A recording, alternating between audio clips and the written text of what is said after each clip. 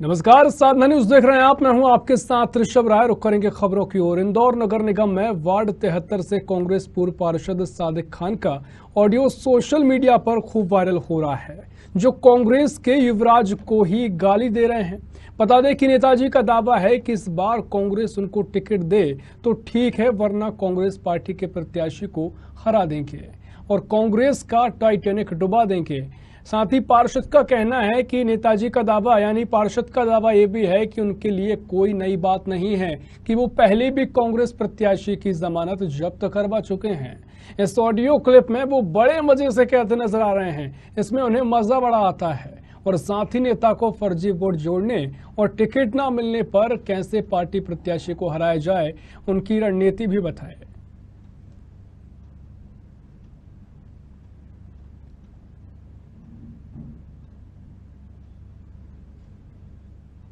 तो पूरा मामला आपको इंदौर से बता रहे हैं, जहां वार्ड नंबर 73 से कांग्रेस के पूर्व पार्षद सादिक खान का ऑडियो सोशल मीडिया पर वायरल हो रहा है। इसी खबर पर और भी चर्चा जानकारी के लिए न्यूज हेड पंकज दीक्षित जी हमारे साथ जुड़ गए हैं। पंकज जी, पूरा मामला ऑडियो क्लिप का है, जहां पार्षद जो कि पूर्व पार्षद सादिक खान है, उनका ऑडियो वायरल हुआ है और कांग्रेस पर सीधा निशाना साध रहे हैं। क्या कुछ आप कहेंगे पंकज जी?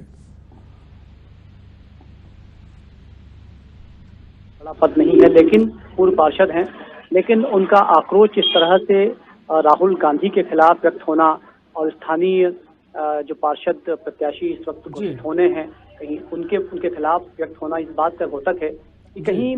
कांग्रेस में एक आक्रोश है जो लगातार पनपता रहता है और समय समय पर सामने भी आता रहता है। साजिद खान जो 73 के पूर्व वार्ड के पार्षद हैं, इनका भी ये आक्रोश, हालांकि जो ऑडियो उनके सामने है वो कुछ चीजें ऐसी हैं जो हम दिखा भी नहीं सकते हैं साधना न्यूज पर, और उसे हम लगातार म्यूट भी कर रहे हैं। उन्होंने जिस जबान में बात की है राहुल गांधी के लिए और कांग्रेस के लिए, उन्होंने कहा है कि कांग्रेस जो है वो एक ऐसा जहाज, टाइटैनिक जहाज है जो मैं डुबा दूंगा, और कांग्रेस के मेरे जैसे जो कार्यकर्ता हैं, जो निचले कार्यकर्ता हैं, जिन्हें लगातार जमीन पर मेहनत करने के बावजूद भी वो जगह नहीं मिल पाती जो जिसके वो योग्य हैं, ऐसे सब लोग मिलकर धीरे धीरे इस टाइटैनिक को डुबा रहे हैं और बहुत जल्दी हम डुबा भी देंगे। तो इस तरह का आक्रोश जब सामने आता है तो कांग्रेस की आंतरिक जो स्थिति है वो भी सामने आती है कि किस तरह से नीचे कार्यकर्ता है उसके अंदर आक्रोश है और वो व्यक्त भी करता है, और जो ऑडियो वायरल हुआ है वो इसका उदाहरण भी है। बिल्कुल पंकज जी, एक तरफ जहां प्रत्याशियों की घोषणा के साथ ही कांग्रेस ने जो दम भरा था चुनाव में तमाम जद्दोजहद करने को लेकर, लेकिन अब पार्टी के पार्षद की ये आवाज जिस तरीके से सामने आई है और जो वो ऑडियो है, आपने कहा कि वो शब्द उनके द्वारा बोले गए हैं जो हम सुना भी नहीं सकते हैं, तो ऐसे में क्या जो प्रदेश का नेतृत्व है उसके ऊपर भी सवाल लाजमी खड़े होते हैं?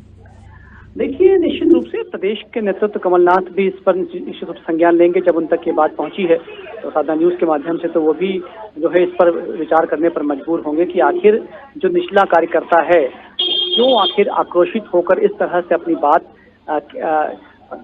मंच पर, फोरम पर सामूहिक रूप से नहीं कह सकता, लेकिन दबी जुबान में वो कहता है और उस ढंग से वायरल वीडियो जो है वो सामने आ जाता है। तो निश्चित रूप से उनके लिए भी सोचने की बात है कि आखिर उनके नेतृत्व में इस तरह का आक्रोश कैसे पनप रहा है, और भविष्य में चूंकि जबकि नगर निकाय के चुनाव हैं इस वक्त और अगले साल जो है वो मध्य प्रदेश में विधानसभा के भी चुनाव हैं, तो वो कैसे आखिर इस चीज को संभालेंगे, इस पर निश्चित रूप से गौर करने का जो है उन्हें मौका मिलेगा।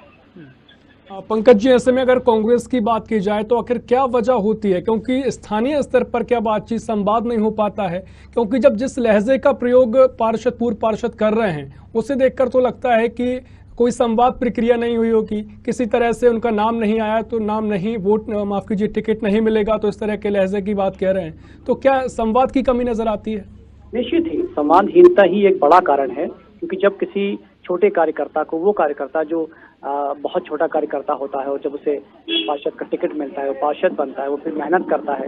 और जब उसे कांग्रेस में वो स्थान नहीं मिलता है, वो सम्मान नहीं मिलता है, तो ये संवादहीनता का ही कारण है कि यदि वो किसी कह देता, वो बात किसी बड़े कांग्रेस के नेता से उसकी बात हो जाती है और वो बात जो है आला कमान तक पहुंच जाती है, तो शायद इस ढंग से उसका आक्रोश नहीं फूटता, लेकिन कहीं वो अपने आप को बेबस महसूस कर रहा था, कहीं कह नहीं पा रहा था। इस तरह से उसने बंद कमरे में जो बात कही है वो सामने आई है, और ये आक्रोश ही है